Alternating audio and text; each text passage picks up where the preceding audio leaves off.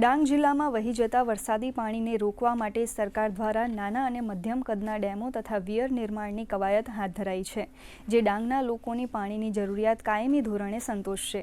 જિલ્લાની ભૌગોલિક સ્થિતિને ધ્યાનમાં રાખીને નવા ચેકડેમો, તળાવો અને લિફ્ટ ઇરિગેશન જેવી સુવિધાઓ સાથે જૂના જળાશયોના સમારકામનું કામ પણ યુદ્ધના ધોરણે ચાલી રહ્યું છે।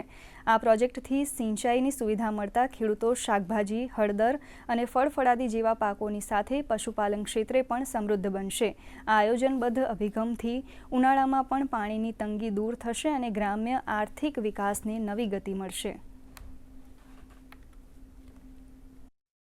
ડાંગ જિલ્લામાં વરસાદી પાણીનો મહત્તમ ઉપયોગ થાય તે માટે રાજ્ય સરકાર દ્વારા વ્યાપક આયોજન કરવામાં આવી રહ્યું છે। અત્યાર સુધીમાં જિલ્લામાં કુલ 134 ચેક ડેમો પૂર્ણ કરવામાં આવ્યા છે।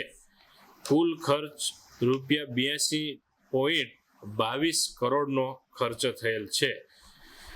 હાલમાં 8 નવા ચેક ડેમો પ્રગતિ હેઠળ છે, જ્યારે આગામી વર્ષોમાં 34 નવા ચેક ડેમ વિયરો માટે આયોજન કરવામાં આવ્યું છે। પૂર્ણા, ગીરા, ખાપરી અને અંબિકા નદીઓ પર ચેક ડેમો અને વિયરોના નિર્માણ દ્વારા વરસાદી પાણીને ડાંગમાં જ રોકી રાખવા પ્રયાસો થઈ રહ્યા છે।